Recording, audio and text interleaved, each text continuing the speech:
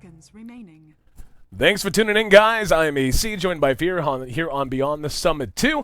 And yeah, there was a little bit of a mix-up, actually, regarding passwords. We actually didn't get in the game. I was spamming about it, but everyone busy. Everyone, obviously, a lot to do tonight. However, we will be bringing you the action live from Dota TV. So, going to be a little bit of team kill action here. Yeah. CDEC versus LGD. So, LGD, obviously, one of the favorites coming in. Do you have any Yeah, thoughts definitely. on CDEC? I mean, I honestly haven't seen them enough. Well, they actually just played, Radiant team who did we just cast first? Why is their name escaping me? It was LGD versus our first game we casted. We should know this. It runs together, dude. Hang on. We got a cheat sheet. We got a cheat sheet. Was that right? SPG? Yeah, Speed Gaming. There we You're go. right. So LGD put the stomp on Speed Yeah, Gaming. it was ugly. And then Speed Gaming actually just beat LGD.CDEC. Mm-hmm. So I guess that shows you a little bit where they're at. So LGD.CDEC definitely not looking too good. Right. So LGD is definitely going to be the favorite here. And let's get into the game. The draft is almost done. Yep, we'll go ahead and jump in. And once again, sorry, a little bit running late. This is, kind of a busy time. And obviously with everything going on the ground, since they are doing live plays on this, there is no delay, so don't worry. If you're sticking with us on the stream, you're not going to be missing a whole hell of a lot. LGD with the Wraith King, Mirana, Darkseer, and Templar Assassin. LGD.CDEC picks up the Treant along with the Invoker. Been seeing a lot more Tide Hunter lately, and they finish it off with the Naga Siren. So a lot of AoE ultimates to put together already. Indeed. And I haven't even taken a look at the draft yet. There's a lot to absorb here. Just going through the bands. Tree. Alright, so that's a Naga tree. I'm not the biggest fan of the Naga tree combo, to be honest with you. But I don't know. That Templar pick is going to be really rough for them as well, I feel. Templar is a hero that does not fare very well against treants at all. You find your target, you need to lock him down, you hit the meld strike and try and kill him, then you just pop living armor on that unit. It's global. Exactly. So you cannot find the solo kills at all. And Naga is one of the heroes that match up best against Templar Assassin because you cannot spill on the images. Mm-hmm. So which means you can't kill the images. Right. And you can burn refraction with the radiance, with the images. So I feel like Templar Assassin's gonna have a rough game this game. And on top of that, it looks like they do have the Wraith King, and we're gonna have a Wraith King Visage support, it looks like, with Imran. Pretty standard there with the Darkseer offlane. They're not gonna be able to have they don't have a combo with the Darkseer other than it's a little underrated, but the Wraith King ultimate into vacuum actually does a lot of work. Mm-hmm. So if they can manage to get that off, it's not very reliable, seeing that Wraith King has to die. Right. It's going to be a little hard to pull off, where LGD.CDEC does have pretty good team fight control with that Treant Protector, Tide Hunter, and Invoker. So for LGD, it's all about lane controls and just winning the lanes, I think, for them. Yeah. That's what they got to do. If they get off to a nice start, they're going to have plenty of opportunities to control the team fight. As you Yes. said, there's just massive amounts of it. But something I think they need to shore up with this last pick is they need a little bit more damage. Naga Siren, obviously, once she gets going, if she wants to go Radiance, that's fine. Or whatever approach she wants to take. She's going to take care of you in the late stages of the mid-game and on into the late game. Invoker, depending on how he builds, we've been seeing mostly Exhort for the most part, but Quas Wex would certainly play in well to a mass team fight kind of approach to the draft. But, well, okay, they're just going to go with Witch Doctor. Yeah. Even more control in these team fights. Does help with the damage once his ultimate comes out of level 6, but LGD, I feel like, has heroes that can make things happen all over the map in small packs, whereas with LGD, I feel like they really need 3 or 4 to be able to really take a fight at any point. Yeah, the one good thing about the Treant Witch Doctor combo is it makes heroes very hard to kill, and the Overgrowth Death Ward is very strong. Right. And I think we're going to get confused casting these teams because they are both LGD. Yeah. At least I'm going to. Just call one CDEC. CDEC and alright, we got CDEC and LGD. There you go. Sounds good. But they could go aggressive here. It could be very strong, but at the same time, the Wraith Fire Blast does eat through refraction, so maybe that's not the best idea. Looks like they're going to play it passive, but I always feel like whenever you run the Treant and Witch Doctor combo, I love seeing that in aggressive duel or aggressive tri-lanes, because you can just creep skip, just bully them, and you have so much heal with the Leech Seed and the Witch Doctor heal. You can dive so hard. But looks like they're going to play it passive, but LGD is the ones actually that's going to get aggressive here. Well, we can see LGD moving down, CDEC approaching bottom lane. They're all going to be valuing the same piece of real estate, however. It is going to be a smoke on into the Radiant side jungle. Let's see if they can find anyone out. The closest is going to be Naga Siren standing at that nice little open point where you get view, and yep, looks like Smoke's Pop going to run immediately. Rabbit very slow, 300 movement speed, 320 for Naga, so she's able to win that foot race. Rest of LGD has yet to be revealed. Check that, never mind. DD had his popped as well, but it doesn't look like it's going to be much of anything down here. Neither team, well, I shouldn't say neither team. Looks like LGD wanted the level 1 team fight, but well dodged by CDEC. Yeah, and it looks like it's going to be that aggressive tri lane. So I worry for them a little bit. I feel like C-Deck has a very strong tri-lane here with the Naga Siren, high armor. She even got the Ring of Protection, so she has 8 armor right now. And then they have that strong combination in the Treant and in the Witch Doctor here. Yep. So they could be in big trouble here if they just overstep their boundaries just a little bit. Yeah, I think this is going to have to be a tri-lane being run aggressively by LGD, where they need to not come out and go, okay, let's go get a kill. Just win on the fact that you have very strong heroes and you can chip away at them. Wear them down. Make them wear through their regen and wait for them to take too much of a step forward. Wait for them to get out of position. Then you can punish them, but I'm totally on board with you. It's going to be a lineup that if they rush in an inopportune moment is going to be very, very difficult for them to actually make something of without coming at a high cost. There is an invis rune that's been picked up by Rabbit. He can spot everything that's happening as they now move out in the lane. We'll see if he wants to take a shot. Maybe he's right up front, eating just a little bit of auto attack. Rabbit's there, going to stun him from behind. Here comes the Mirana arrow. Actually, no. Didn't catch her, and now this is a disaster for LGD. They went for it all at once, and they're likely to lose 2 here if they can catch up with the Visage. Maybe he's right there with them. One more auto attack will do it. Don't even need it. Riptide's good enough. That's exactly what we were saying, my friend. Yes. They had to pick their spot, and they chose poorly, make it 2-0 C-Deck. I feel like even if they hit that arrow there, they just pop the leech seed and turn it anyways. So, like, the arrow miss does hurt a little bit. Maybe they don't lose the Visage there. They're probably still going to lose this the Wraith King there. But, yeah, it's going to be really hard to fight into this. I don't think they can do it. I think they should probably make some lane swaps and just put Yao in the jungle and just throw, just maybe leave them Mirana there and just swap the lanes. It looks like that's exactly what they're going to do, so it's a good call by them. Yep. They went for it all. And when you, that's the thing, high risk, high reward. It was a very fortuitous rune, but almost feel like they were just a little too excited for their own good. Yeah. Like they didn't need to do that right when they did. And like you said, lane swaps now the order, so we'll focus in on the other lanes. Mirana should be fairly safe down here. She's already level 2, almost level 3. And if there is any benefit to this, well, I guess you can't call it a benefit, but something that isn't as big a problem is Mirana's going to soak a lot of XP here under her tower just because of how pushed it is after that engagement. Up here top lane, we can see they've got 3-3 on the Tidehunter, and he's doing quite well as well. He's level 3.5 already, has 2 points in Anchor Smash, 1 into Kraken Shell. It'll be a little bit more difficult once Visage begins to show his face in lane, and Yao's actually rotating down to bottom now for the moment, so we'll see how they're going to end up swapping this out, all things being equal. For LGD, still have yet to see. Never mind, it's 2 points into Quas here for our Invoker player. And don't you just love it when they run the Chinese names we can't read? He's just the He's Invoker. now Invoker. That He's is now name. Invoker. He's Carl. Literally, but anyway. yeah, Carl. That's what I'm going to call him. That's great. That's one of my favorite little bits of Dota 2 inside stuff. I love Carl. Yeah, me too. And actually, I think they should have just put Yao in the jungle, because if you just offlane the bottom here, I'm not a huge fan of offlane bottom, but LGD has nothing to lock down a bottom if she leaps. You can disjoint that, you can disjoint the cask, and Train Protector, he shouldn't get in range either. So I think they missed out on a little bit of efficiency here by putting the Darkseer down here, because what's Mirana going to do now? Oh, she's going to go full pub style and shoot arrows at mid, maybe. Looks like that's what she's trying to do. She's been hanging around about the same 400 AoE area for a while. Now she will rotate from behind. And looks like she's just going to be passing through, maybe trying to get into a position to shoot an arrow. Every other lane relatively quiet for the moment. Tidehunter looks like he's being pursued, but he's in great shape, man. He's already over level 4. And yeah, DD's just kind of roaming around. And we'll end up picking up his brown boots off the courier. So we'll see if maybe he wants to get a position up here on this side and take a shot at someone. All right, so right now, as far as this goes, it looks like they have Rabbit farming top lane. Who did they have? Oh, well, it was a core Wraith King. I totally missed that. Yep. I thought it was a support at first, Darkseer but that started there. Yeah. Okay, so this is gonna be a core Wraith King. So he's taking all the farm on this top lane, and this really favors C-Deck. I feel like they're in a great spot right now. Minus mid lane is kind of struggling on the Invoker, but he might be able to come back once he gets his spells up. Like Coswex, you just run around the map and there's some harassment going on the Miran up there, but nothing big. And the one thing that C-Deck has for them going that speed gaming last time is they have that offlaner that can make an impact. It was the Viper last game, but this game they'll have the Tide for the team fight. And I feel like once you get the Naga up too, they don't really have an answer for this Naga late game. They have the Wraith King and they have the TA. Those are 2 horrible heroes of dealing with illusions. And yeah, I agree. LGD kind of went for it all at once, and it backfired. And from this point on, it's been C-Deck's early laning game, or early laning phase. They've been doing great. Tidehunter, as we see so often, you know, a Tide in an off lane is fine so long as he's not completely shut down, and it's even been quite The arrow!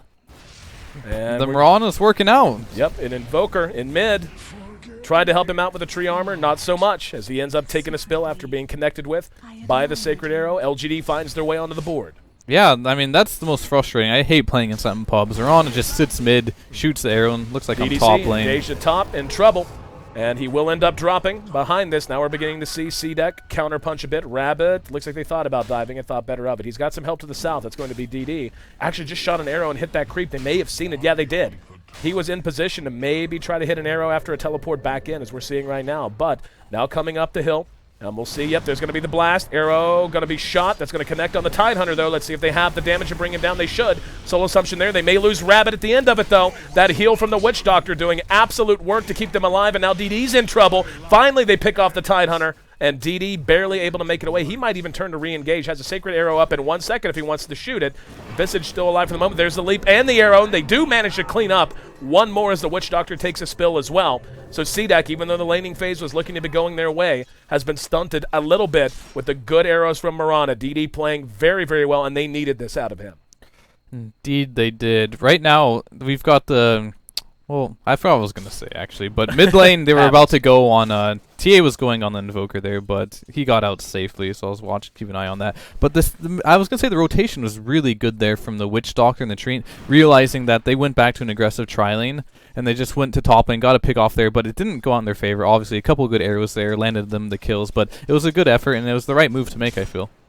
So far, we saw another arrow taken there for LGD, but not on the mark, and Mirana heading back to base to heal up as much needed. We'll have her phase boots done, but up at top, I mean, again, the Tidehunter has to be an ongoing concern. He's almost got his arc boots up if he wants to go ahead and go that. And more we're seeing Tidehunters just skip the Blink Dagger entirely and just go, screw it, I'm going to get arc boots and see what happens. Yeah, I mean, he can do either.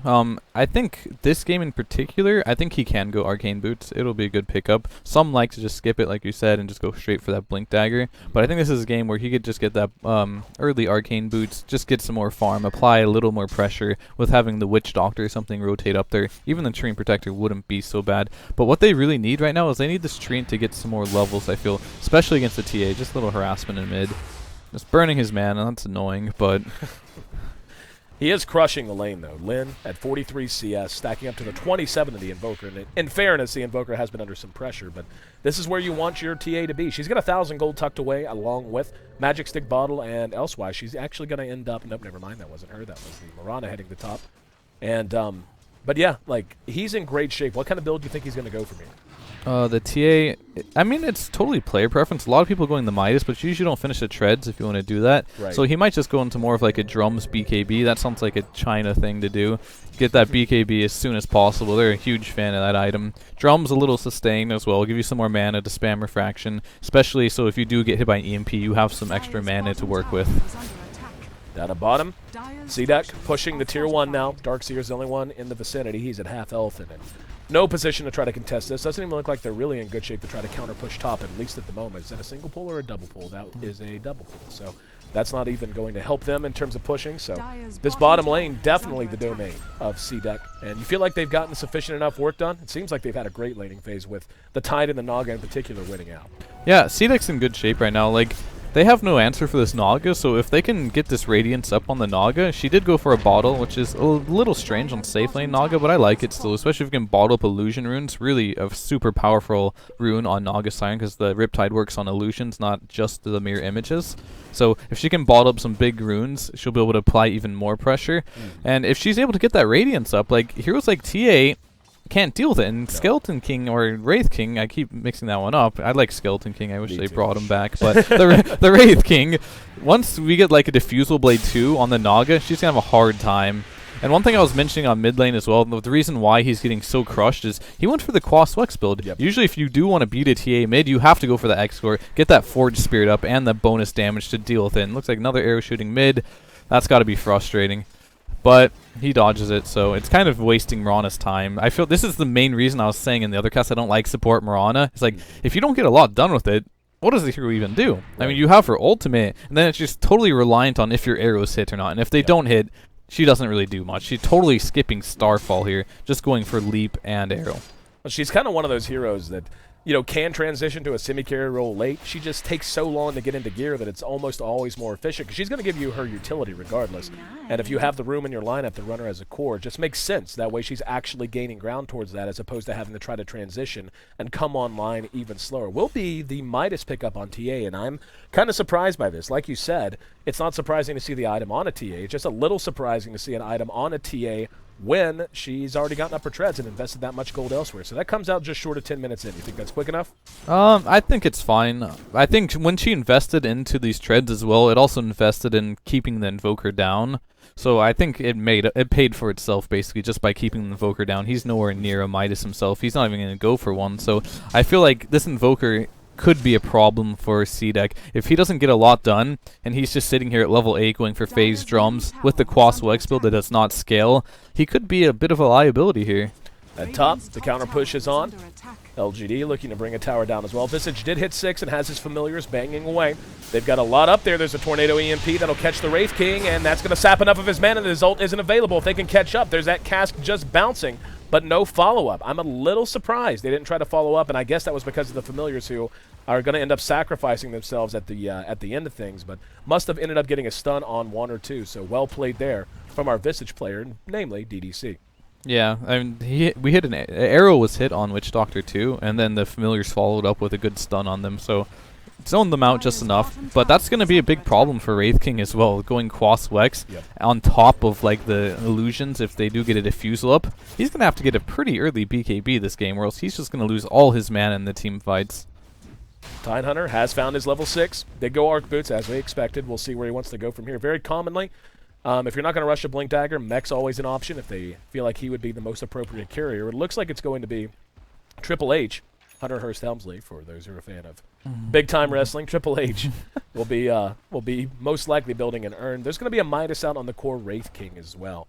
And Wraith King, as a core, I actually really like Midas on him a lot. Yeah, I think you need it. Yeah. I think it's very necessary. Oh, and they're going to snipe out that last familiar there.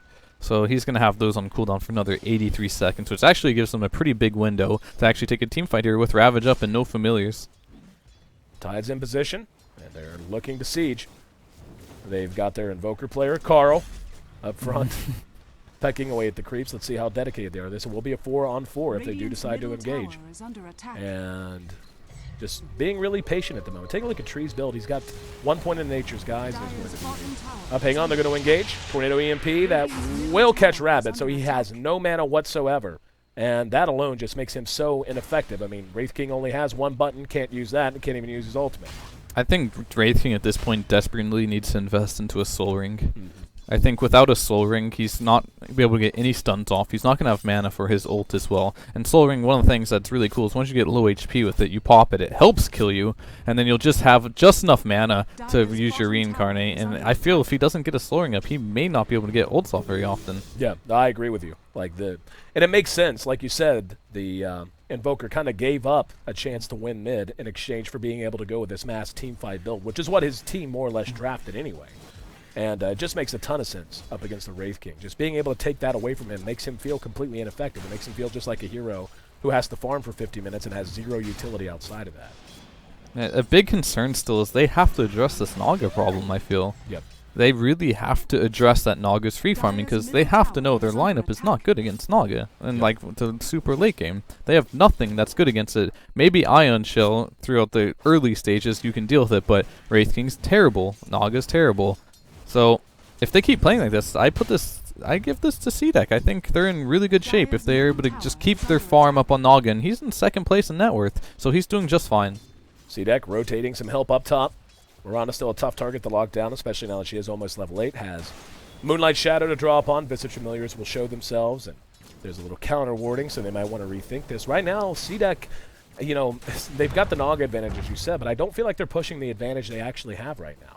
They're spending a lot of time just dedicated to this top lane, and granted that helps because you keep them busy and keep them off of the Naga Siren. But is that another familiar going down? Oh, close. That would have been really bad. Yeah, I agree. When they had the first 2 familiar kills and they're on cooldown for 80 seconds and with a Ravage up, I felt they should have went for that push on top lane. TP the Naga up, and it looks like that's their plan now. Are they going to put an Invoker up there too? It seems a little weird that they choose to do this now, but it looks like they might go back for a smoke. Do they even have one? No, they don't. All right, so they might just try and lead with a haste and Song of Siren. But it looks like LGD either knows or... It looks like they know, so they're just going to play back for a little bit, and this is a waste of Naga's time now. Yep. And in the meantime, the Invoker is getting a little bit of lane time to himself, but really, the way he's built, Quaswex, you don't have to farm like hell. Just get involved, man. Have an impact. You can't farm fast with Quaswex, Exactly. that's the thing. You don't have the Sword Spirits, so you can't really duck in the jungle and get that extra income. And CDEC, to be honest, they feel like they're scrambling right now. Like, they have seriously... I tried to draw. Oh yeah, I forget we're not actually in a caster slot, so I actually can't draw on the map.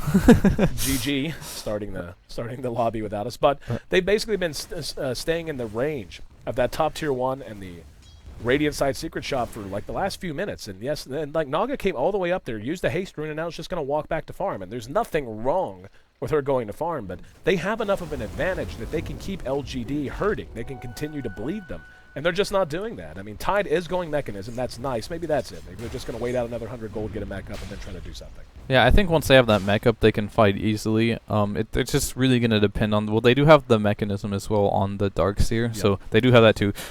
The Darkseer is pretty low level right now. He is going to get level 10 now, so he's going to have that level 3 vacuum available with wall. So if they do manage to get a good combination on top of like the wall, vacuum, and then Visage throws out a couple good soul assumptions, they could still win team fights.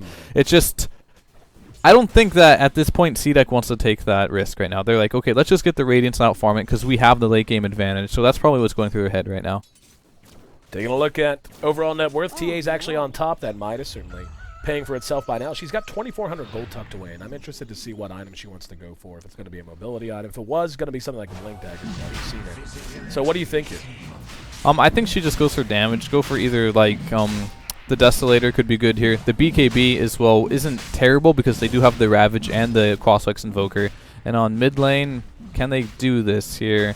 It'll be hard, but with the Cold Snap, they might be able to. Looks like, but anyways, they're doing Roche at the same point. But I think BKB is probably what she's going to go for. Going in for some more damage, like a Desolator or Daedalus could be a good option as well. With this Aegis, just to give her... With the Aegis, she can die. It'll be fine. She can tank the Ravage, then have a ton of damage when she comes back up. So with this Roche, she could change into a more aggressive build instead of getting that BKB. They better hope they get this Visage, otherwise that Roche was for free, and they will very easily. But again, they spent a lot of time just kind of running back and forth. Now if they can collapse top and take the tower, it won't be the end of the world. But at best, they're going to be able to trade.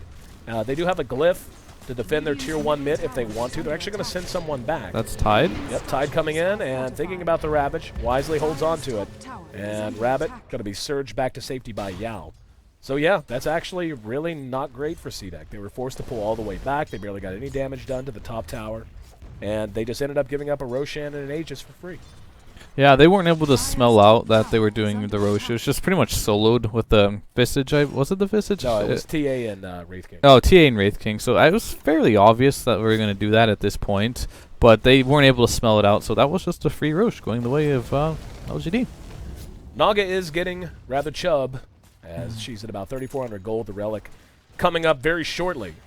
And that is very, very good for them. So at this stage of the game, we're coming up on 20 minutes in, about 18 minutes now. Hang on. Tornado EMP once again going to catch Rabbit. And the Cold Snap actually did a little extra damage, so he's not going to be able to do a whole hell of a lot for now. That's so annoying when you're playing Wraith King. That is so annoying. I'm totally on board, by the way. Soul Ring. He's got 1,800 gold. Just buy it, dude. It's going to be worth it. Yeah, it looks like he's most likely just rushing that BKB now. I'd be shocked if he doesn't go BKB right now, and I think he's not going to go. At this point, if he wanted Soul Ring, he would have got it, so I don't think he plans on getting that whatsoever. So if he doesn't go BKB here, I would be incredibly shocked. So that's probably his next item. And TA as well, she's just saving money. Like, she's up to 3,600. So I assume she's going to hit that, 3,750 or something for that BKB and just buy it in one shot. Yeah, I'm kind of thinking the same thing. I was curious if she was just going to dump it. Like, just hanging on, waiting for an item choice or whatever. But she's back at the base, and we'll see what she's going to pick up shortly. Yeah, she's going that BKB. Yep, she'll have it momentarily. Not too surprising there. Yep. That's not going to be an item that helps you too much against Naga either, but I guess they just want to win a couple team. They need to win a couple team fights right now, make that Ravage irrelevant, and then but they still have the Overgrowth. So even though they do dodge the Ravage with the BKB, you can still pop that Overgrowth right after. So they do have ways of dealing with BKBs too. Naga Has enough for a relic. Now there's the Blink Dagger just completed Radiant's on the top Darkseer. tower What's is under attack. kind of shocking is even though CDEC arguably had the much better laning phase, at least the way things panned out by the time all was said and done, LGD is actually leading quite a bit in gold. Last I checked, it was about 4K. Yep, right at 4K. Yeah. And 7,500 experience. So the efficiency of LGD is just through the roof. And now with the BKB coming out on the team. But we have a stack they're doing right now with the Tidehunter. That Anchor Smash is so good. And this is what we all wanted to see. And makes me want to go play Tidehunter, man. It's been like 10 days since I played a game of Dota on Radiant's top Feed. tower Yeah, is under attack. I haven't got to play very much either, unfortunately.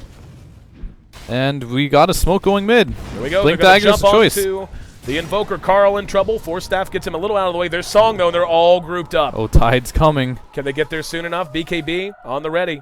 See how well they overlap it. And got everyone except the TA. Now the damage off on both sides. We're going to see Rabbit come out. Hellfire Blast, but there's going to be a vacuum into the wall. Caught 3. CDEC on the run. Soul Assumption cleans up Tide from long distances. DDC in position. And now the Witch Doctor can do nothing but run and try to heal. That's 2 down for nil. And CDEC unable to capitalize on the excellent Song of the Siren. That BKB on the TA for sure. A big factor there. As everyone else caught out, doesn't matter. She was just able to focus fire targets. And Tide at that point just about useless afterwards. He did have the mech complete, but it really just didn't matter. This is just what happens when you give up this many levels. And that, honestly, I mean, their items are bigger on the side of LGD, but so much of it has to do with just how far ahead they are level-wise. The damage output, and this is what I was talking about even during the draft, the damage output on LGD just feels very, very thin until Naga gets huge, and she's not there yet. Yeah, that was a very weird engagement. Like, the Ravage only hit like half of them because of the way it was timed. Like, the Potom standing directly on top of the Tide when they let go of the Ravage wasn't even affected. Yep. And then a couple heroes on the edge were affected, so that Ravage didn't... It hit a couple people, but didn't hit everyone. And they had to hit all their spells perfectly if they wanted even a remote chance of winning that team fight. Yep. What's really weird for me here as well is, like, this Invoker doesn't seem to make any sense whatsoever with their combo. Like, what does a Crossflex Invoker do? Like, he can only hurt the combo by doing the Tornado and overlapping it with a Ravage. Maybe he can do an EMP, but he didn't have it invoked because he was sitting there in Ghost Walk instead, and they just couldn't get the combo together, and that was huge for LGD. They definitely needed to take a team fight around this mark and get an advantage so this Naga didn't start split pushing. I'm a little baffled by the Ravage timing, too. Like, you're not going to be able to overlap it perfectly enough to catch the TA. Like, it's impossible. There's a slight moment of invulnerability, and there's no doubt that that hero is going to be, or that player is going to be spamming. Now, hang on. There's actually going to force another BKB out, and He has TT away overgrowth from Lynn, and there you go. They end up losing their tower bottom. If they can get Lynn, it'll be a big deal. Lynn's hustling, though. Why?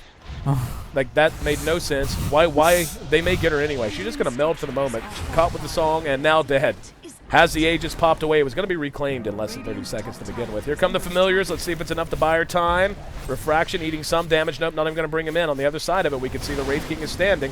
But they finally do bring her down again. And the Darkseer dead as well. That was really strange on top lane. Yao just kind of walked into the Tidehunter, ate a Gush Anchor Smash, and just died when he had 3 people there. Yep. But yeah, that was actually very strange. But they're able to hold. I thought they're going to lose that. I thought they're going to lose that top tower for sure while they're killing that TA twice. But they ended up saving it and getting a kill out of it. So good deal for CDEC.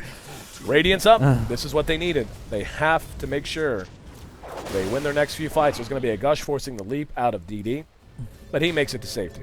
But yeah, like, I don't know. Been some weird plays. Weird plays. We'll leave it at that. Yeah, it's been a game. And it looks like we have Invoker. I'm not sure what his plan is here, but he is ghost walking through enemy jungle.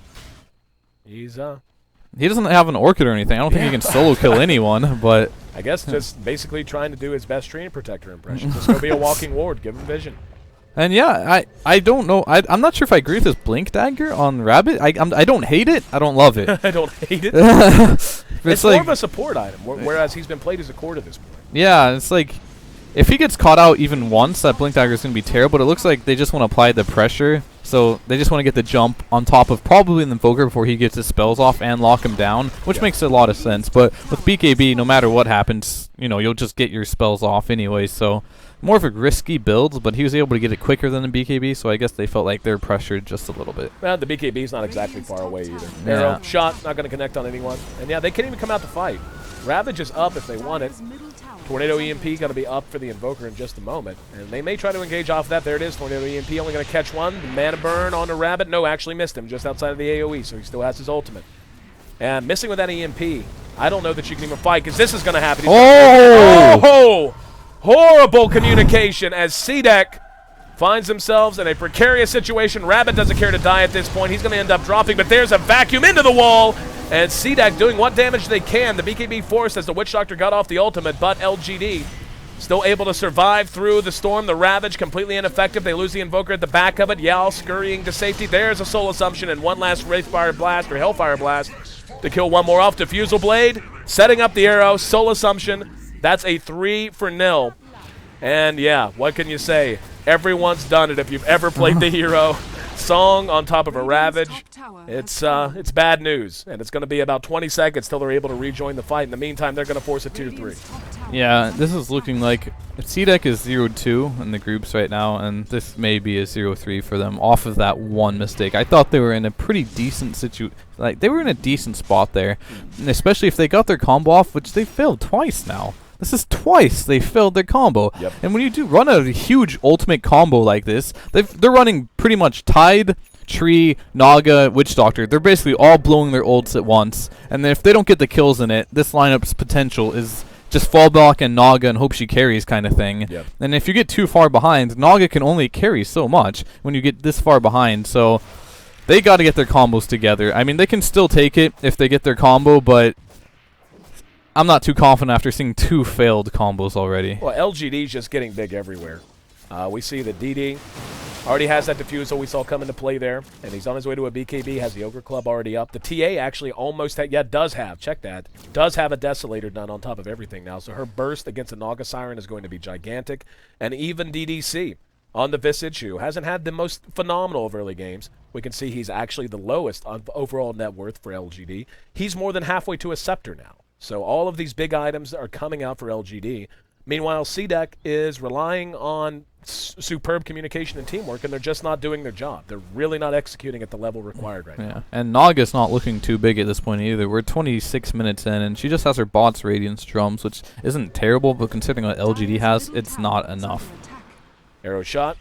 Shot blind, as DD knew the Invoker was around. Yeah. Ghost walking through. And that's a big problem, too. This Invoker's farm is basically nothing at this point. Triple H. Sent to the showers. Yeah. Cleaned up, easy peasy. And they may decide to go push. In the meantime, Naga doing what Naga does. She should be able to bring this down. They will deploy the Glyph. We'll see if they're going to react. They will. So very quick to pull the trigger on sitting the TA down. But this is totally LGD's game to win or lose at this point. I mean, you take a look at the goal graph. Yeah, that's even worse than I expected, actually. 14,000 in their favor. Yeah, the one good thing they have going for them other than the Naga's farm is Tide's not too far off of a Shiva's guard if that's what he wants. He just bought a Blink Dagger. Oh, he won't Blink. I don't agree with that. I feel like if he should have just went for that Shiva's, get another hero that's pretty tanky, can get on the front lines, and absorb a little bit of this damage. And plus the negative attack speed ore is really good against Wraith King and TA and Visage even with the familiars. Well, but it doesn't make a ton of sense to me. Yeah, sleep too. Yeah, you've got Naga sleep to set it up. You've got Tornado EMP to set it up. Maybe they're like, okay, fuck this combo. Yep. Well, I'm just blinking it. You Ravage first, we'll sleep if needed. Yeah. That may be the logic, and that can't be a good spot to be in if that's how you're thinking. All right, so let's put you in CDEC's captain share. What's the plan, man? You're losing your last tier 2. What's up? What are you telling your teammates? You sit in base, and you let you sit in base and hope they make it painless. Yeah, no.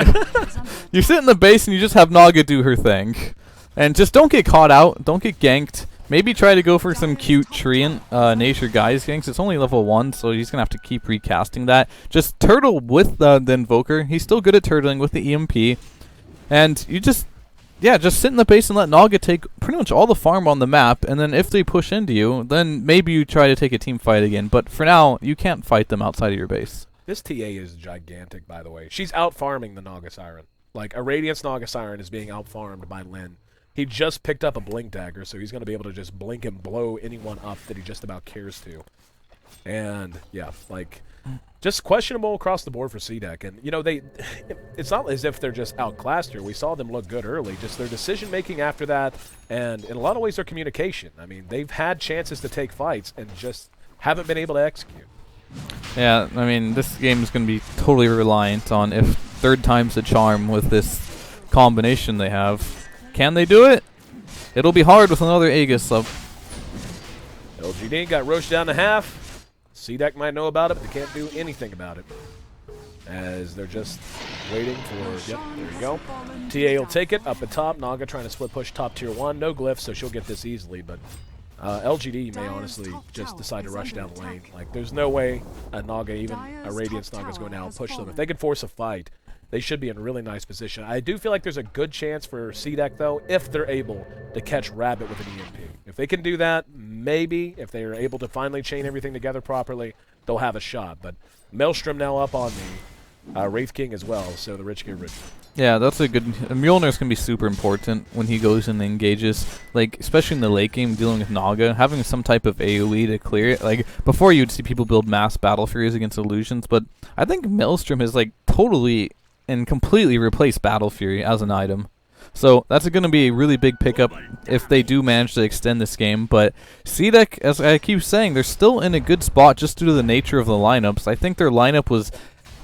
I just like it a lot better than LGD's, to be honest with you. LGD's had one purpose. It was like to snowball through the laning phase, and it didn't do that. They kind of lost the bottom lane, and granted, they did still win the early game somehow. Oh, that arrow's not going to clip them there. Very close.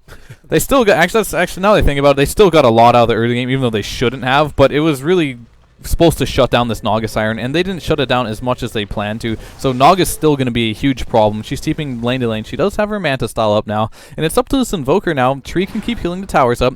Just keep throwing the cask out, throw out the EMPs. Maybe Tide can go up a little bit, Anchor Smash, maybe bait something if he can get a rebuy up. And if they can defend, I think their chances are good, but a lot's going to hinge on whether they can defend these next couple pushes. Yep, this is a make or break for sure. They're knocking on the door at the tier 3. Naga split push bottom. Looks like she wants to continue. There's going to be Tornado EMP. Rabbit will be caught with it. Doesn't have enough mana for his ulti. Will soon, though. And TA tanking a lot of that damage. Glyph deployed. Let's see if they want to reset.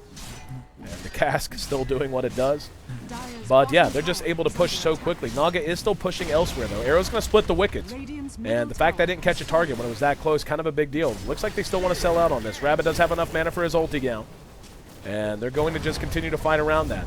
And there we go. Tide comes forward, prompts the BKB. Side traps there. Force Staff gets tied back to safety, though. And Rabbit continuing to do his thing. Up the top, though, we can see Naga's already to the racks. Behind that, the battle does join. And this is really kind of weird out of both teams. Racks, yeah. Like, this is... LGD just seems like they're being kited to death. And there we go. There's a Ravage. Waiting for the BKB to expire. They get the Aegis and everyone else. Tide able to make it back away. Aegis back up. Or Lynn back up off the Aegis. Now that damage coming into play. They're going to lose Rabbit, but Rabbit, again, had his ulti available. Good stuns with the Visage. Slows down Triple H. And he ends up down as well. Multiple buybacks as the Naga buys back, as does Treant. Did manage to clear out that bottom set of racks, though. And, yeah, that's actually a big win for CDEC. They held their racks together, and look at this. Gone. Total shambles. Yeah, that was extremely bizarre. Yeah. Like, I don't know. They still have a chance to take her racks right now. Naga Siren does not have her buyback now. Ravage is still down. So if they don't get her racks right here and now, they may have lost this game. Yep. They're going to rush up, and they're going to go for it, as they should. Ravage on cooldown, 100 seconds. And the Naga illusions continue to be annoying. BKB picked up by the Mirana. They do have Overgrowth up, so that's one ultimate that's going to come back online. 10 seconds until the Witch Doctor will comes online. And I think that should be enough if they do want to fight with it. The BK... Oh. There we go. Going to jump right on the Triple H. He's brought down immediately. There was the Tornado. He's not going to have the EMP to chain with it now. Deafening Blast connects, but BKB's deployed. Here comes the Tree, caught from behind by the Visage and blown to pieces. Song of the Siren just way too late. They don't have much at the moment. The Familiar is continuing to do damage. Not enough damage done to LGD on the other side of the coin. Now they're going to go ahead and go for it. You see DD way up front. Wall goes down. They're going to try to mech through the damage, but that mech not nearly enough. They're sent running for the well. And yep, they're going to follow it up. And one. Ooh, very good. Very, very close for the Tide Hunter. There's going to be another Tornado. This Rax is still somehow standing by a miracle, finally. It ends up dropping as the TP back in, and Triple H spotted out and blown to pieces immediately. Never had a chance. Was honestly 3-shot there. The creeps, by the way, are that tier 4 is down to about half health. And this is just odd. I don't know that I've seen a game look quite like this. Yeah, I mean, I think right now CDEC's own worst enemies themselves. Like, whenever they don't fight, they seem to be winning, but every time they need to put something together, like, even when they're farming creeps, they can't even time their combination together. That pretty much explains this game. The Invoker play, if we're honest, has been kind of suspect. Yeah, I mean, this Witch Doctor keeps going in, and he literally 3 times in a row just walked up by himself and just exploded, Yep, so... just died. I don't know, like, there's not too much to say here other than CDEC just looking really sloppy. Well, LGD, on the back of all this action, finds themselves beneficiaries of a 16-8 lead. Net worth is quite out of hand. The Naga still on top, but behind that, it's a huge drop-off to the next hero on their side. That's the Tidehunter, sitting at 10k at the moment, so LGD much more thoroughly farmed from all positions. And we can see they've got Carl hanging out, waiting to see if they want to engage this tower, eating a bit of damage from Naga's illusions. And I heard an arrow shot. I didn't see where it was shot at. And that's going to be another Ghost Walk. This Mirana's actually really farmed now. Yeah. I don't know where all that came from.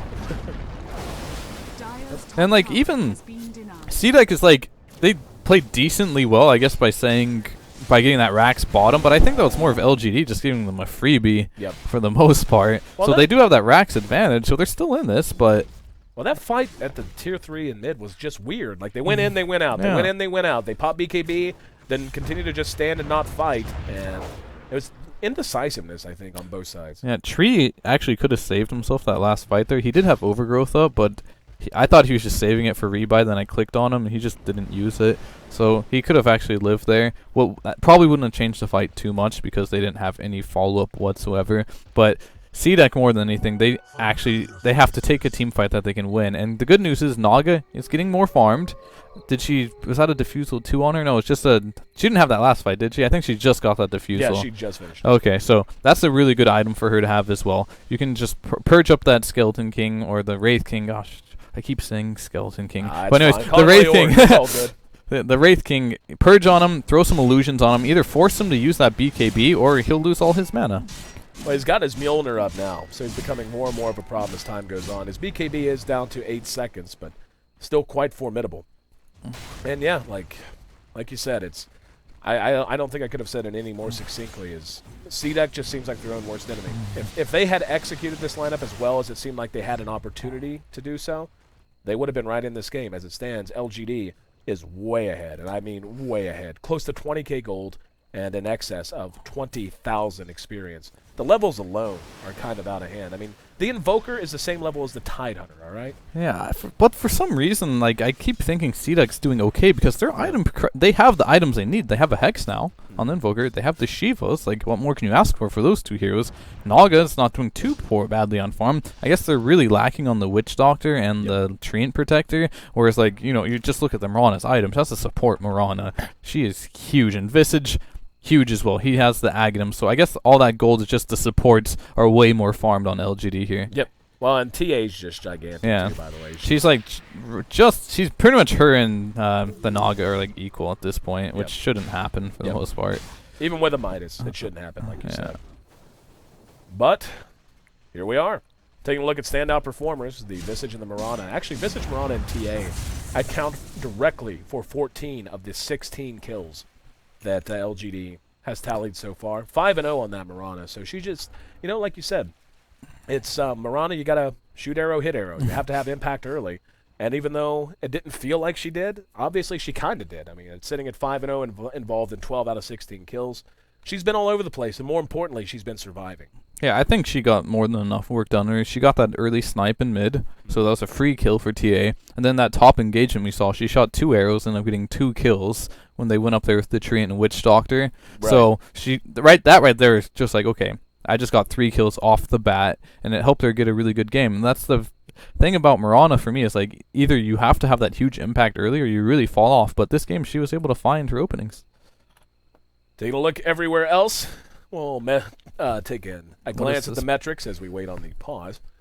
And there's if we knew Chinese, we'd know what's going on here. But they're all on land, so if we knew Chinese, we'd be in the game. Casting from Toad TV. There's always that too. I was spamming. So give me the password. They were having none of it, man. It's like they gave me the password, and then immediately like, but they started already. It's like, oh, well. That's At least we have the password. Yeah, it's good to know. Just for my own benefit. We'll know the password for the next round, I suppose. Maybe. But thanks for joining us, guys. Thanks for tuning in. This is the North American Hub coverage of the Chinese qualifiers of the International 4, presented by Monster Energy, and we are back underway. So I'm with you, though. Like what you said, it's like it feels like CDECs are doing okay, and even though they're behind and they have a lot of ground to make up, it still feels like it should be closer than it is. But to be honest, it's kind of a rout.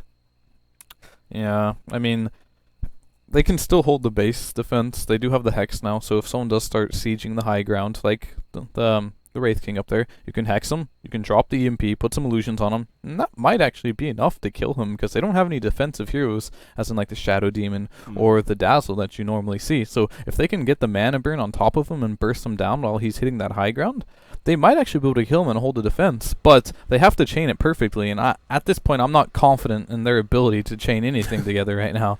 So yeah. It's there, but can they do it? We'll see.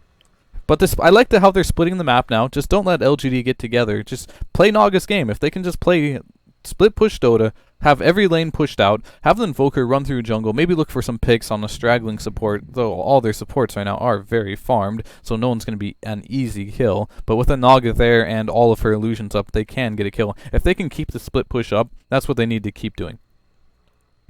Well, I honestly, at this point, we just can wait. It looks like we're ready to go again. I was going to say, we've kind of checked the metrics, but all of this boiled down is they have to execute, which is something they failed to do all game, and they have to execute a lot and hope LGD fails to do so, because they are trailing by quite a margin. And it is 1 racks to 1, and they are in different lanes, so controlling lane equilibrium, obviously, a bit of a big deal. But yeah, LGD is smoked up. They've got a few in the jungle, just hoping to catch someone who's dares to venture out and try to farm their jungle camp. We actually see they get a ward down.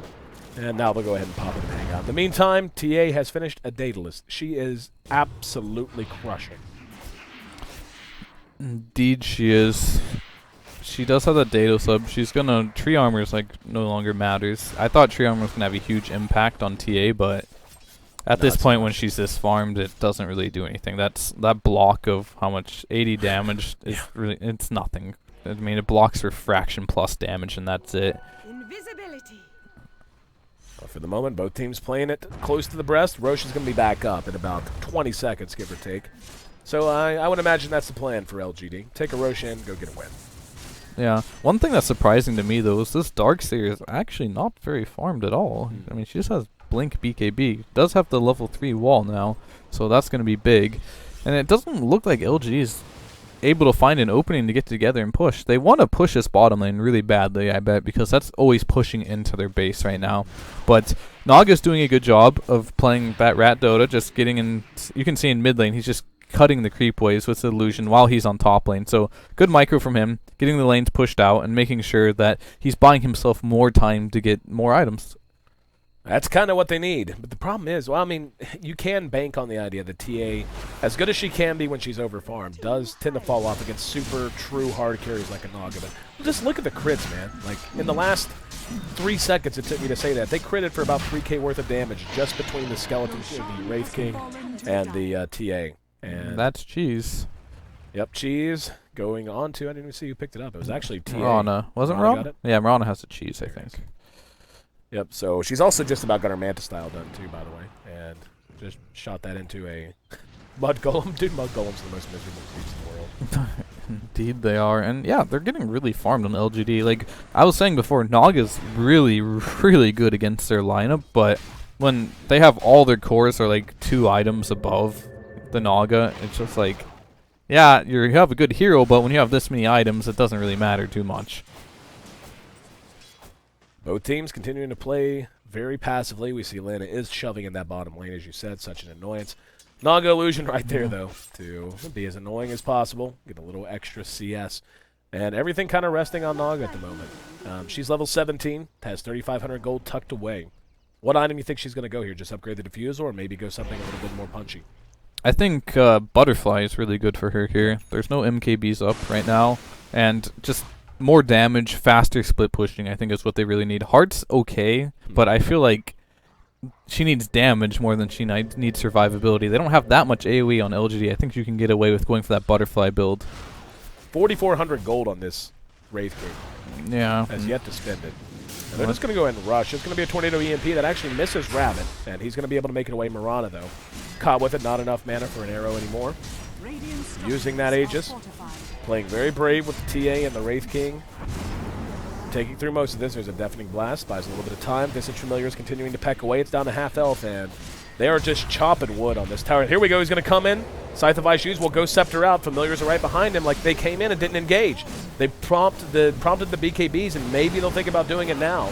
As we actually see Lynn's eating a fair amount of damage. They're going to pull back. They may get Rabbit, though. Ooh. So close as he's forced staff to safety. Otherwise, that would have been a free loss of his ultimate. And granted, he is level 20, so it's not as if it's on a long cooldown. But they want to keep the siege on as long as they can. Problem is, this bottom lane is shoving and shoving very, very hard. So they have to make up their brain. Yeah. Make up their mind. Make up their brains. Yeah, but make up your brains, son.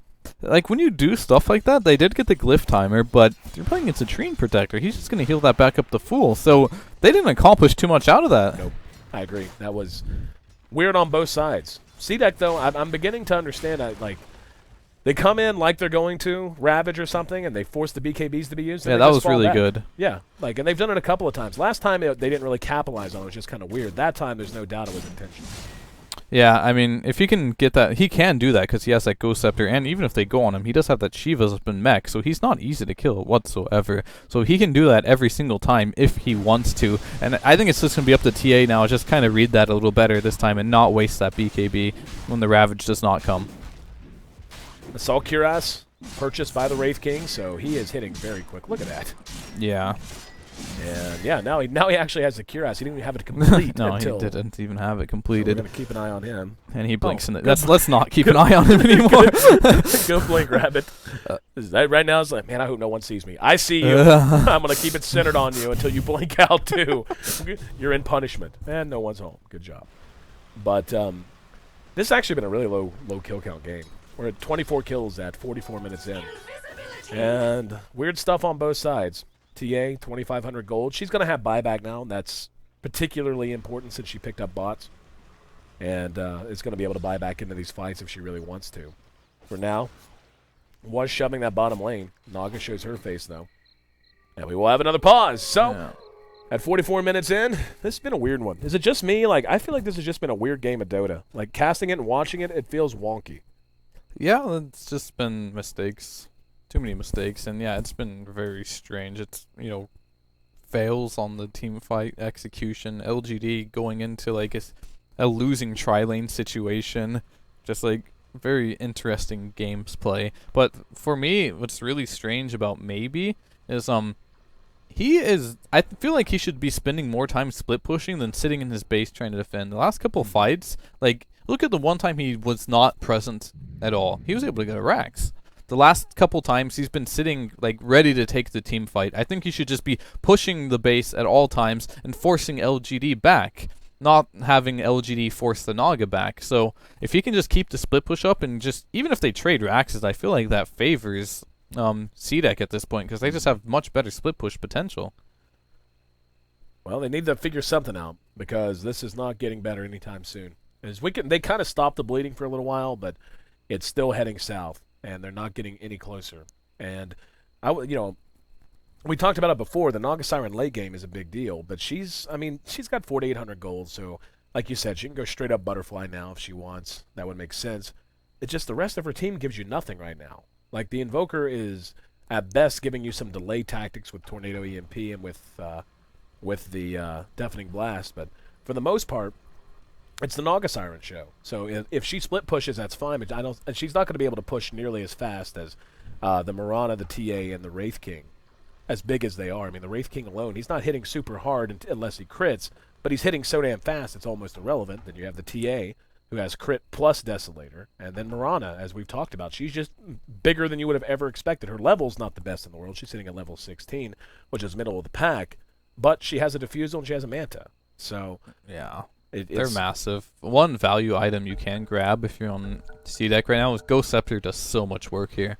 And those are two heroes. Like, if you can get the Ghost Scepters off, get them off of you, and then hopefully get your combo off and buy more time, that'll be really good for them. So I'd like to see actually Invoker pick up a Ghost Scepter. Yep. It'd be really good for them, because those are both single target carries.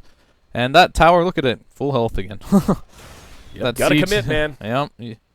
You've got to commit. But it was good delay as well from CDEC. And it looks like they do get it. The tower just dies? Okay. Yep. Naga got the... Just the mid tower? Yeah, that was a tier 1. Yep. No, it's tier 4. Oh, a tier 4? Oh, wow, it was a tier 4. That shouldn't have happened. That's a lot of money going the way of CDEC, those tier 4s. And that's money they desperately need, too. She's got 6K on her right now. And she's going to rush back. Well, it looked like she was thinking about it. And still hasn't bailed out. She's basically just camping this bottom lane. And yeah, LGD can't do anything. They're going to have to actually teleport home. This is what I like to see. I don't want to see her go back and try to defend. I want her to force them back so this doesn't happen. And LGD doesn't have the treant, so the damage that is being done to these buildings, if they can keep doing, granted the tier 4s do regen, or do they regen? They're not regening. I thought they should. No, I guess they don't. No towers regen. I don't. That's a brain fart. Yeah, the ancient does. And Rax's. Yep. Huge brain fart. Rax. But yeah, those yeah, just the melee. But yeah, those towers aren't going to regen, so if they can keep doing that, they're going to be in serious trouble. Like, Naga can whittle down the base, whereas against a Treant Protector, you can't do that. Yep, you called it, man. That's the game plan, and it's effective because, honestly, she's big enough, and we're yet to see what she's going to spend her gold on. There's chicken? a heart. Oh, the familiars could have sniped that, but the vision on them were very terrible, so I didn't see it until the last second. I was like, want to get it? That would have been a huge pick-off, too. Oh, yeah. Dude, that had her heart on it. Yeah, it would have been huge, but familiar vision, didn't see it quite soon enough, so dodged a bullet on that one. With her illusions being as big as they are now, yeah, like, do you think this is, like, it's deceptive? You know, LGD's so far ahead, but all of a sudden it feels like they're the ones who have to be basically playing in front of the tier 3s the rest of the game. Otherwise, they're going to get punished. They do have the AC Deso advantage here, and there's no glyph, so towers aren't Oh, going he came in and faked it, then he Ghost Sceptered out, used the Shivas. EMP on the mark, and does hit Rabbit. Rabbit still has enough for his ultimate, though, so he's going to turn right around and rush back up. And in the meantime, we can see Illusions doing work elsewhere. They lose the tier 3. They need to come in and figure this out. BKBs go off all at once, and can they get him away? They're going to have the Ravage when all these expired. There's going to be the Overgrowth to hold him in place. Can they buy the time? Maybe stunned out. They end up losing one of the racks in the meantime. There's the tree trying to keep himself alive. There it is. Manages to land a big Ravage. That's going to be enough to kill off Lin. And now the damage, though, just the follow-up is so lacking. Rabbit's going to end up having his ultimate burned as the rest of LGD waits to pull back. Buyback on Witch Doctor. Made it 5 versus 4 as they lost to TA amidst all of that. So they do end up getting another Rax to help equalize the creep equilibrium. The range Rax is still standing, and it does regen. That'll help a lot, be helped a lot with Tree, I should say. But yeah, they went for it. I actually feel like this Tidehunter player is playing amazing. 3-3-3. Yeah, 3-3-3 is doing an excellent job. He's just going in and he just keeps faking that he's going to Ravage, and they just pop 3 BKBs instantly. Yeah. And then Treant followed up and overgrowthed all 3 of them. Yep. So it's like, oh, crap. And then he waited, got a great Ravage off. That was also a superb vacuum wall by Yao there. But it wasn't enough. They were able to get the 1 Rax, but at this point, that 1 Rax doesn't mean that much, to be honest with you. If they can do it one more time, that'll mean a lot, but that one particular Rax didn't mean much. Oh, maybe jumped in mid. He's got a lot of help behind him. Hex on the Rabbit, though, to help turn it around. There's going to be Naga Siren using her mirror image to get away. Overgrowth was spent. BKB was actually used on Rabbit, and here comes 3-3 in with the Shivas. Maybe going one-on-one with Rabbit. Now, once again, using the Manta, and Rabbit's in trouble. Has his ultimate just off of cooldown, though, and now they're going to be turned around upon, perhaps. There's going to be a Soul Assumption out, and maybe barely survives. Barely survives. Here comes a TP in from Lin, though, using his bots onto the Visage Birds. And they're trying to pursue them all out. Familiars are going to be there. They're going to end up losing Triple H once again, and they lost the tree on the way back as well. Maybe barely made it out there, but, dude, that was so close. Like, honestly, I think if they were keeping track, they sold out on the Wraith King because they thought his ultimate wasn't going to be on cooldown. It came off cooldown, could not have been more than 3 or 4 seconds before he ended up dropping. So they sold out and got punished for it. It was a great magic stick, too. He was out of mana, and right before he died, he just got enough mana. That fight would have been completely different if they would have killed him. Tide has Ravage up in 24 seconds. Let's see how they want to set here. The creeps are way back. And they're holding their line for the moment. Witch Doctor, who seems like he's spent all game dead. is down again. He's died 9 times. Like every time I look, he's either in the process of dying or waiting to respawn. One of the two. He rebought that last fight as well and died again. So it was a dieback. Well, not necessarily. It was just the bottom racks fight he rebought, and then mid yeah. he died. So like he's been dying a lot. And we've got a lot of rebuys up. The only ones without rebuys right now are the Darkseer tree, which is on cooldown, and the Witch Doctor. And actually, it looks like we just bought something on the Mirana, so she's not going to have rebuy either. What did she just buy? Crit. Okay, she got a little crit stick. A little more damage going her way, and Naga's up to 5k gold. If she's not able to make something happen soon, though, I feel like just pretty much it's a 5-core lineup from LGD. Yep. It's going to be too much to deal with. She is really good against her heroes, but LGD doesn't really have a support that does not scale well in the late game. Yep, and like you said, man, she's just about, I mean, right now, Butterfly seems to be the thing that makes the most sense. Roche, in the meantime, dies in the blink of an eye. Forever. And that'll be another Aegis going to Templar Assassin. Let's see who picked up the cheese. It was the Mirana, I would imagine. Yeah. Yeah, Mirana has that again.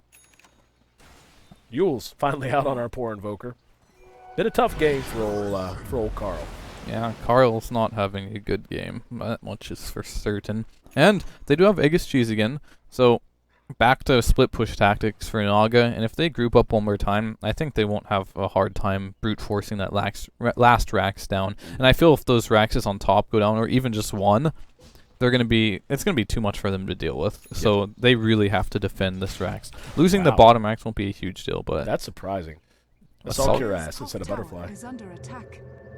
yeah, I don't agree with that at all. Yeah. They don't have a single Monkey King bar. Yep. You don't TA actually just bought a Butterfly. Yeah, you don't actually get armor on your illusions either, so like that plus armor is good for your hero. I mean, it gives you the aura for buildings, which is good, but it's not the greatest Naga item. It's Butterfly's just a lot better on that hero. But it's good for sieging buildings. Actually, I can't defend it at all. I'm trying to defend it, but I think Butterfly's just a lot better. Yep. It's an odd pickup for sure. Naga continuing to push. Meanwhile, LGD is grouped at top, shoving this lane and getting set for a march down that top lane for sure. Lin doing his best to deal with these illusions, doing quite a good job. And bots are going to be picked up, I would imagine, by many people. They might be able to kill Lin here. They do have Invoker sitting here. He does have the Hex available. And there we go. Hex is used. TP immediate, though. And no follow-up. Without the Naga there. But they did force him back, so a little win in its own right. Well, that top lane, though, all they can do is shove it and hope. This bottom lane just continues to march on the tier 4s, and this is what you were talking about. They got to account for the illusions, and not just account for them, they need to do it quickly. All this damage is permanent. And tier 4s are kind of a big deal. Indeed they are. So keep doing this, Naga. Just keep on split pushing while the rest sit in the base. That's what I mean. Just sit in your base and just let the Naga do her thing. The Ghost Walk, Ghost Walk is a good addition for getting out there and maybe finding some picks. It doesn't seem like they have a gym up. No, they do have a gym on the Visage, but he's not around. So he's pretty safe in that Ghost Walk. And Tide has got a Refresher Orb, actually. Nice. And the BKBs, so let's take a look at the BKB cooldowns. We got a 6-seconder on the Wraith King. That's getting low. 8-second on Darkseer, which is probably their highest. They got a 4-second on the TA. That's got to be hurting. And a 7-second. So a couple more fights. This Refresher is going to start being huge because their BKBs are going to be wound way down. And they do have, like, if Treant, I feel like, really needs a mobility item, he does have the Force Staff. That might be enough. It really depends on if they can get a stun on him or not. If you can get the Overgrowth on top of all those BKBs, that'll buy enough time for the BKBs to run short, and then you get the double Ravage. And then I think they actually win the team fights if you can successfully get off a double Ravage here. Without a doubt, they're winning the battle for map control. The Naga is doing a great job, and the problem they're running into, as big as everyone is on the side of LGD, the only hero that can really account for her illusions and do so in a timely manner without losing half of their health bar is the TA. And now we're going to have Lin engage upon again, but he had tons of help around. But yeah, LGD's being forced back again and again and again, and Lin really hasn't even been able to move out away from the tier 3s hardly at all because he has to be there. Otherwise, they're going to rush down his ancient. And TA is one of the worst heroes in the game for killing illusions. The spill does not work on illusions, so she has to kill each one individually, which is why Butterfly would have been so amazing on the Naga, because if she misses even once or twice, then like those illusions are going to do so much work with that 35% miss chance, and it would have forced her into an item she didn't really want to get. Like she would have had an MKB instead of Butterfly there, and Naga's not a hero that gets MKB, so hopefully this not getting Butterfly thing doesn't bite her in the ass. Still sitting on 3K gold. Buybacks, I'm sure, up just about everywhere. Darkseer and Tide a little short of it. Still a timer on Tree. That'll be off momentarily, but needs some gold for him and for the Witch Doctor. But the cores all have them. Naga, Siren, Mirana, the Wraith King, and the TA. All in good shape there, as does the Invoker and the Visage. So, yeah, this is actually, like, honestly, man, we're at 54 minutes. This feels like a game that could end up being almost like the one we saw before. I could see this going very, very late unless something changes. Yeah, and Naga at this point, she's 6-slotted. Does she sell the Radiance and get a Butterfly? I'm not sure. I think I would do that personally. I think it's a lot better at this stage of the game. But she's probably just going to save rebuy for this next team fight. And then if they're still in the game after that, I'd really like to see this Radiance be sold for a Butterfly. LGD cracks high ground, rushing the tier 3 top, and doing good work on it. Now here comes the game of chicken. Who's going to BKB? Who's going to Ravage? Naga's just going to run right into the middle of everything and get off a Riptide. There's a Tornado that catches too. Deafening Blast is there. They may decide to go for this. Cheese eaten by Mirana, though, gets her back to full health, and they're going to come back up. There's going to be a Ravage that catches 4! And coming in behind it, though, is the vacuum into the wall, and it's used once again. Tidehunter doing absolute work for his team, but is it enough? LGD gets the Wraith King back up, and down goes 3-3-3. The rest of them have to get out. It's a shame. The server actually lagged a little bit at that moment, at least it did on my monitor. And mostly casted that by nothing but sound effects, but it looks like, as valiant an effort as it was, it's not going to be enough. As LGD finally, with that massive item lead, is able to put it to use. They're going to come out and try to do something. Ice Wall's down, Naga right there, and going to go to work. Immediate leap out, but the rack's going to end up dropping nonetheless. And now, oh, very nice actually mirror image. And she's going to turn this around, try to do some damage behind that, though. We see Lin engage upon. There's going to be an ensnare. He's eating a lot of damage, so he's going to be down. Not for the count, though. Has buyback. Everyone but the Tide, the Visage, the Tree, and the Witch Doctor have buyback at this moment. Megas, though. And yeah, like you said, Megas. That was pretty much their last stand. It looked like they had the tools. Yeah, I feel like the main problem there was Tide got a beautiful Ravage before they got any BKBs, but he didn't refresh and then chain them together. Yep. Like, they got BKBs off before that second Ravage came, so I think that hurt them a lot, and it looks like this is really optimistic from Invoker here. Like, he can't kill anything by himself. Like, at this stage of the game, he's not farmed enough where he can solo kill a single hero. He's been trying to, but it's just not working out. Not been his game. No, it really hasn't. And it's really sad to see. I feel like TDEC has a ton of potential here, but they're just not chaining things together. Like, Maybe has been playing an excellent Naga. He's been doing what he needs to do. And, of course, like, the sleep combinations weren't really his fault. It was just bad communication throughout the Tide and the Naga in the early game. But they're just not able to get anything. Nothing's been going their way this game, basically, except for that one time where they got a free Rax. Maybe finally does get that butterfly up. EMPing some creeps mid, huh? Cool story, bro. Just one of those games for Invoker.